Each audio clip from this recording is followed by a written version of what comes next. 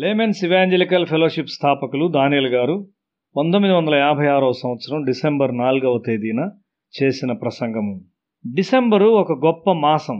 క్రీస్తు జననాన్ని జ్ఞాపకం చేసుకొనుట ఎంత ఉత్తమమైన మరియు పరిశుద్ధపరచేటువంటి విషయము. మనము క్రీస్తును అర్థం చేసుకున్నంత వరకు దేవుని యొక్క పరిశుద్ధతను అర్థం చేసుకోలేము. ఆయన ఎంత పరిశుద్ధుడైన దేవుడై ఉన్నాడు. యేసు యొక్క చెప్పుల వారును విప్పుటకైనను నేను యోగ్యుడను కాను అని బాప్తిస్మమిచ్చు యోహాను చెప్పాడు. యేసు తల్లి అయిన మరియ ఎటువంటి స్త్రీ అయి ఉన్నది? మనము ఆమెను గూర్చి ఆలోచించినప్పుడు ఆమె పరిశుద్ధత, దీనత్వము మరియు ప్రతి విధమైన మంచి గుణముల పట్ల మనం ఆశ్చర్యంతో నిండి ఉంటాము. ఆమె స్త్రీ స్థానాన్ని అత్యున్నతమైన స్థానానికి హెచ్చించింది. ఒక పరిశుద్ధురాలు దుష్టులైన వారికి ఒక విధమైన భయాన్ని కలిగిస్తుంది. యోసేపు మరియలు ఆత్మచేత నడిపించబడ్డారు. వారి ఇంటిలో యేసు పెంచబడ్డాడు. యోసేపు దావీదు వంశమునకు చెందినవాడు. దక్షిణాన నజరేతునకు 80 మైళ్ళ దూరమున ఉన్న బెత్లెహేమునకు గర్భవతిగానున్న మరియతో వెళ్ళవలసి ఉన్నాడు. వారు బేతేలు మరియు షెకెముల్లో కొంత విరామము తీసుకొనుటకు ఆగుచు యెరూషలేమునకు 4 రోజులు ప్రయాణం చేయవలసి ఉన్నారు. వారు బెత్లెహేము యొక్క చిన్న కొండలను ఎక్కి బహుశా సూర్యాస్తమయ సమయానికి వారు చేరవలసిన స్థలాన్ని చేరి సంతోషించారు. ఒక పశువుల పాకలో మాత్రమే వారికి స్థలం దొరికింది.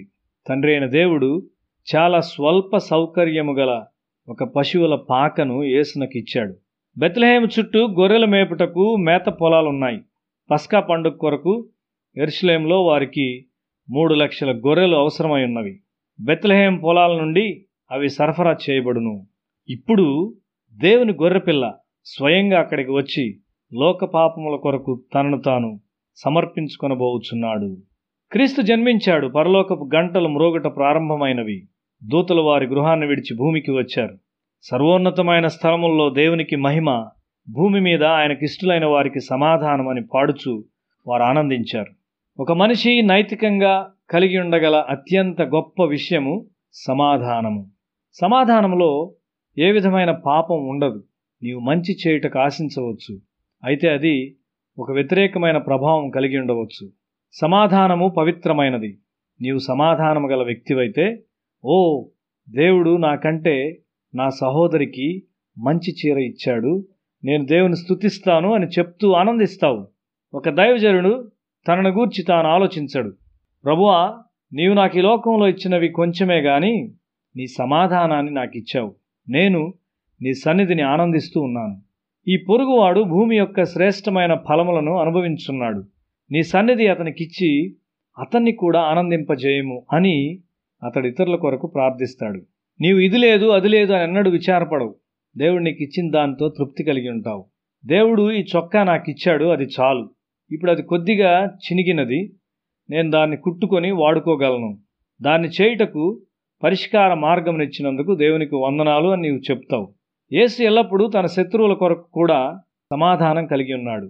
నీ సహోదరుడు దుఃఖిస్తున్నట్లయితే నీవు నీ కన్నీటిని అతని కన్నీటితో కలిపి అతని విచారాన్ని పంచుకుంటావు.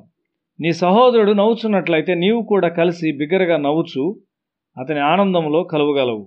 ఇతరుల విచారమును తగ్గించుటే వారి ఆనందాన్ని వృద్ధి చేయుట. యేసు ఎంత గొప్ప సమాధానం అనే బహుమానాన్ని మనకిస్తా ఉన్నాడు. ఇదెంత ఆశ్చర్యకరమైన మాసమై ఉన్నది. సంవత్సరం వెంబడి సంవత్సరము మనం ఒక పరిశుద్ధుడు, స్వచ్ఛమైన రక్షకుని గూర్చి ఆలోచిస్తూ ఉన్నాము. ఆయన ప్రేమ లోతును మనము కొలవలేము. మనం ఎంత ధన్యకరమైన ప్రజలము.